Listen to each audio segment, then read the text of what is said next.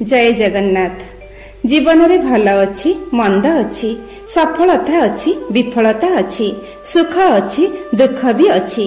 जीवन रास्ता रे चलिबाकु हेले किछि वास्तव सत्य सह परिचित हेबा दरकार, जहा जीवन रास्ता रे आगकु बढ़िबाकु सहाय्य करिवो।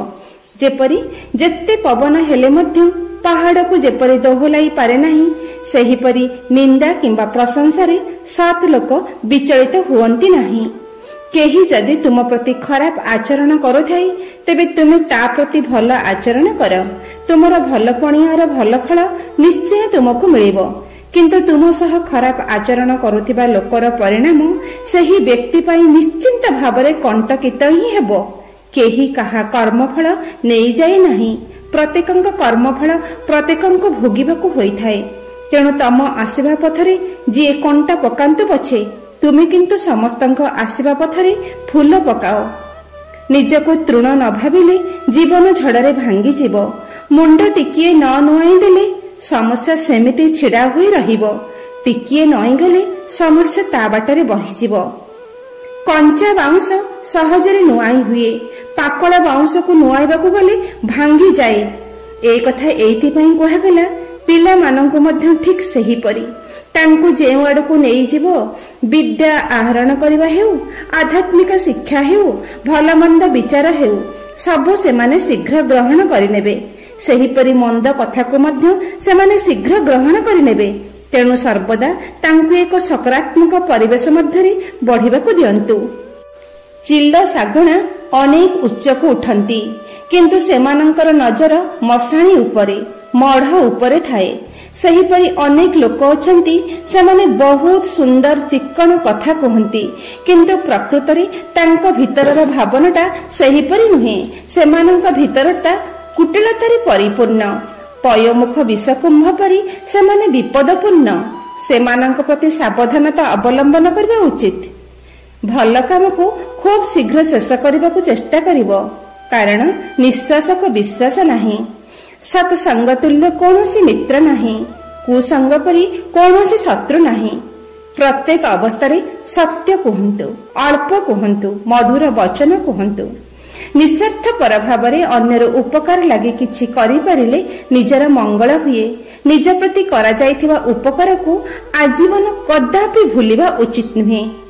तुमे तुमर निकटस्थ असहाय को एपरि दान कर जहा अन्य केही जेपरि न जानंती, एपरि कि तुम बाम हस्त मध्य जानिबा उचित नुहे।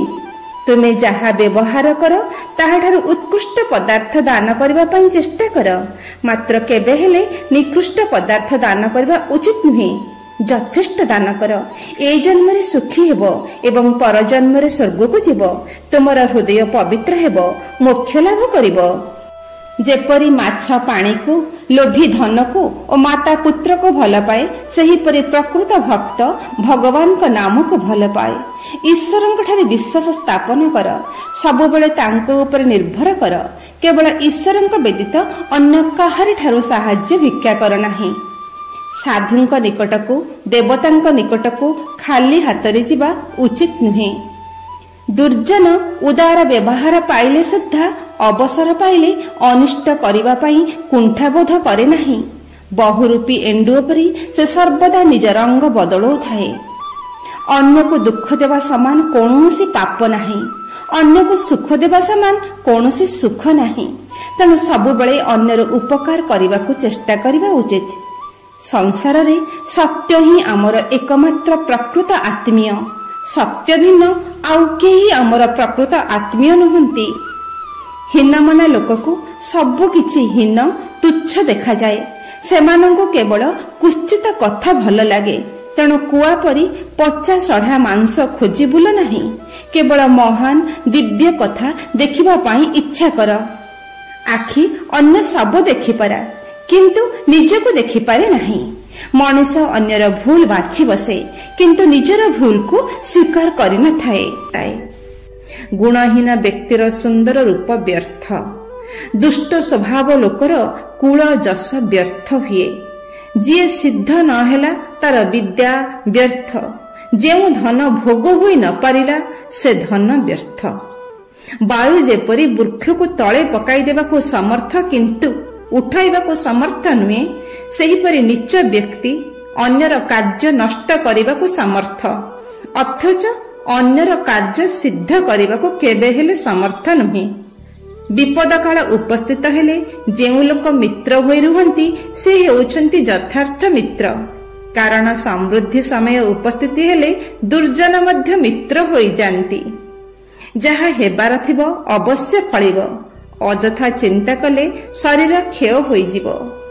ଧନ ପ୍ରଦାନରେ ଗୌରବ ମିଳେ, ସଂଗ୍ରହରେ ନୁହେଁ। ସେଥିପାଇଁ ମେଘ ଉପରେ ଆଉ ସମୁଦ୍ର ତଳେ। ହାତୀ କ୍ଳାନ୍ତ ଶ୍ଳାନ୍ତ ହୋଇ ମଧ୍ୟ ଛାୟା ଲାଭ ପାଇଁ ବୃକ୍ଷର ଆଶ୍ରୟ ନିଏ ଏବଂ ସେହି ବୃକ୍ଷକୁ ମଧ୍ୟ ନଷ୍ଟ କରେ। ଠିକ୍ ସେହିପରି ନୀଚ ବ୍ୟକ୍ତି ନିଜ ଆଶ୍ରୟଦାତାର ସର୍ବନାଶ କରିଥାଏ। ଯାହାଙ୍କର ଧନ ଦାନ କାର୍ଯ୍ୟରେ, ବିଦ୍ୟା ସତ୍କାର୍ଯ୍ୟରେ, ଚିନ୍ତନ ବ୍ରହ୍ମ ନିରୂପଣ ଓ ବାଣୀ ପରୋପକାରରେ ବିନିଯୁକ୍ତ, ସେ ତ୍ରୈଲୋକ୍ୟର ଭୂଷଣ ସଦୃଶ ସମସ୍ତଙ୍କର ବୈଦ୍ୟ ଅଟନ୍ତି। ମନରେ ବିଚାରିଥିବା କାର୍ଯ୍ୟକୁ କଥାରେ କହିବା ଅନୁଚିତ, ସେହି ବିଚାରକୁ ମନ୍ତ୍ର ସ୍ୱରୂପ କାର୍ଯ୍ୟରେ ଲଗାଇବା ଉଚିତ। ଯାହା ପାଖରେ ଧର୍ମ, ଅର୍ଥ, କାମ, ମୋକ୍ଷ ଏହା ଭିତରୁ କୌଣସି ଗୋଟିଏ ହେଲେ ନାହିଁ, ମାନ ଶରୀରରେ ତାର ବହୁବାର ଜନ୍ମ ହେଲେ ମଧ୍ୟ ତାର ଫଳ କେବଳ ମରଣ ହିଁ ହୋଇଥାଏ। ପିମ୍ପୁଡ଼ିଟିଏ ଯଦି ବରାବର ଚାଲେ ତାହେଲେ 100 ଯୋଜନ ଅତିକ୍ରମ କରିପାରିବ, କିନ୍ତୁ ବେଗବାନ ଗରୁଡ଼ ଯଦି ବସି ରହେ ତେବେ ଗୋଟାଏ ପାଦ ମଧ୍ୟ ଆଗକୁ ଯାଇପାରିବ ନାହିଁ। ଦୁର୍ବଳ ଲୋକର ବଳ ହେଉଛି କ୍ଷମା, ଶକ୍ତିହୀନ ଲୋକର କ୍ଷମା ହେଉଛି ଭୂଷଣ। କ୍ଷମାରେ ସମସ୍ତେ ବଶୀଭୂତ ହୁଅନ୍ତି। କ୍ଷମାରେ କଣ ସିଦ୍ଧି ଲାଭ ନ ହୁଏ? ବୁଦ୍ଧି ବଳରେ ପ୍ରତିଷ୍ଠା ଲାଭ ସମ୍ଭବ। ବୁଦ୍ଧି ହେତୁ ସମସ୍ତେ ଶ୍ରେୟ ପ୍ରାପ୍ତ ହୁଅନ୍ତି। ବୁଦ୍ଧି ବଳରେ ସ୍ୱର୍ଗ ପ୍ରାପ୍ତି ହୁଏ। ତେଣୁ ବୁଦ୍ଧି ଲାଭ ହେଉଛି ସର୍ବଶ୍ରେଷ୍ଠ। ଦୃଢ଼େ ତରନ୍ତି, ମୂଢ଼େ ତରନ୍ତି, ମଝିଆ ବୁଡ଼ି ମରନ୍ତି। ଅର୍ଥାତ ସଂସାରରେ ଯିଏ ସବୁଠାରୁ ମୂଢ଼ ବ୍ୟକ୍ତି ଏବଂ ଯିଏ ସବୁଠାରୁ ବୁଦ୍ଧିମାନ, ଉଭୟେ ସୁଖ ଭୋଗ କରନ୍ତି, ମାତ୍ର ମଧ୍ୟମ ଶ୍ରେଣୀର ଲୋକେ କଷ୍ଟ ପାଆନ୍ତି। ଖରାପ ଆଚରଣ ତ୍ୟାଗ କରିବା ସଙ୍ଗେ ସଙ୍ଗେ ନିଜ ଶୁଦ୍ଧ ହେବା ସହିତ ନିଜର ଭାଷା କର୍ମକୁ ଶୁଦ୍ଧ କରି ଦୟା, କ୍ଷମା, ସତ୍ୟ, ପ୍ରେମକୁ ଆପଣେଇବା ଦରକାର। ଏହାଦ୍ୱାରା ଜୀବନରେ ସକଳ ସୁଖ ଲାଭ କରାଯାଇପାରେ। ଈଶ୍ୱର ମହାନ, ସର୍ବଶକ୍ତିମାନ। ସେ ସଂସାରର ଡୋରି ହାତରେ ଧରି କୀଟ, ତରୁ, ଜୀବ ଜନ୍ତୁକୁ ନଚାଉଛନ୍ତି। ରାଜାଙ୍କୁ ପ୍ରଜା, ପ୍ରଜାଙ୍କୁ ରାଜା, ଧନୀକୁ କାଙ୍ଗାଳ, କାଙ୍ଗାଳକୁ ଧନୀ କରୁଛନ୍ତି। ଈଶ୍ୱରଙ୍କ ଉପରେ ଭରସା ରଖିଲେ ସବୁ ସମ୍ଭବ ହୋଇପାରିବ। ଯେଉଁ ଲୋକର ମାତା ଲକ୍ଷ୍ମୀ, ପିତା ଭଗବାନ, ଭାଇ ବିଷ୍ଣୁ ଉପାସକ, ତାର 3 ଲୋକରେ ପ୍ରଶଂସା। କିଛି ଅଭାବ ଅସୁବିଧା ରହି ନାହିଁ। ଈଶ୍ୱର ଯାହା କରନ୍ତି ପ୍ରାଣୀର ମଙ୍ଗଳ ପାଇଁ। ଏଣୁ ଭାବି ନେବା ଉଚିତ ଯେ ଯାହା ହେଉଛି ଭଲ ହେଉଛି, ଯାହା ହୋଇଛି ଭଲ ହେଉଛି, ଆଉ ଆଗକୁ ଯାହା ହେବ ତାହା ମଧ୍ୟ ଭଲ ହେବ। ସବୁ ସେଇ ପରମେଶ୍ୱରଙ୍କ ଇଚ୍ଛା। ଯେଉଁ ପ୍ରାଣୀ ଦାନ ଦିଏ ନାହିଁ, ଭଜନ କରେ ନାହିଁ, ସାଧୁସଙ୍ଗ କରେ ନାହିଁ, ଗୁରୁଜନଙ୍କୁ ମାନେ ନାହିଁ, ତୀର୍ଥାଟନ କରେ ନାହିଁ, ସେ ବଞ୍ଚି ଥାଉ ଥାଉ କିଛି ଲାଭ ନାହିଁ। ତା ଜୀବନରେ କିଛି ସାର୍ଥକତା ନଥାଏ। ସେ ଶବ ସହିତ ସମାନ। ତୀର୍ଥଯାତ୍ରା, ପୂଜା, ତୀର୍ଥସ୍ଥାନ ଏସବୁ କେବଳ ମନକୁ ବୁଝାଇବା ପାଇଁ। ତୀର୍ଥରେ ଯାଇ ସ୍ନାନ କଲେ, ପୂଜା ଅର୍ଚ୍ଚନା କଲେ ପାପର ପ୍ରାୟଶ୍ଚିତ ହୁଏ ବୋଲି କୁହନ୍ତି। ସତରେ କଣ ପାପର ବୋଝ ହାଲକା ହୋଇଯାଏ? ମଦ୍ୟପାତ୍ର ଭାଙ୍ଗିଦେଲେ ଯେପରି ନିଶାଖୋର ନିଶା ଛାଡ଼ିଯାଏ ନାହିଁ, ଠିକ୍ ସେହିପରି ଯେତେ ତୀର୍ଥାଟନ, ତୀର୍ଥସ୍ଥାନ କଲେ ବି ପାପର ପ୍ରାୟଶ୍ଚିତ ହୁଏ ନାହିଁ। ଏଥିପାଇଁ ଆତ୍ମାନ ଅନୁଶୀଳନ, ଅନୁତାପ, ଆତ୍ମଚିନ୍ତନର ଆବଶ୍ୟକତା। ବିପଦ ବେଳେ ଧୈର୍ଯ୍ୟ ଧରିବା ହିଁ ବଡ଼ କଥା। ଯେତେ ଝଡ଼ଝଞ୍ଝା ଆସୁନା କାହିଁକି, ଧୈର୍ଯ୍ୟ ଓ ସାହସର ସହିତ ଈଶ୍ୱରଙ୍କ ନାମ ସ୍ମରଣ କଲେ ସବୁ ଦୂରକୁ ହଟିଯାଏ। ଜଳରେ ଜଳ ମିଶିଯାଏ, ପଥର ଜଳରେ ମିଶିପାରେ ନାହିଁ। ତେଣୁ ସତ୍ ଚିନ୍ତା ବ୍ୟତୀତ ଅସତ୍ ଚିନ୍ତା କ୍ଷଣିକ ପାଇଁ ବି ମନରେ ସ୍ଥାନ ଦିଅ ନାହିଁ। ଅତି ଦୁରାଚାରୀ ମଧ୍ୟ ଭଗବାନଙ୍କ ପ୍ରତି କାୟ ମନୋବାକ୍ୟରେ ଥରେ ଢଳି ପଡ଼ିଲେ ଦୟାଳୁ ପରମ ପିତା ତାକୁ ତୋଳି ନିଅନ୍ତି। କଅଁଳା ବାଛୁରୀ ଚାଲିବା ପୂର୍ବରୁ ଯେପରି ବହୁ କଚଡ଼ା ଖାଏ, ସେହିପରି କୌଣସି କର୍ମର ସଫଳତା ପାଇବା ପୂର୍ବରୁ ବହୁ ବାଧା ବହୁ ଅସୁବିଧା ଆସେ।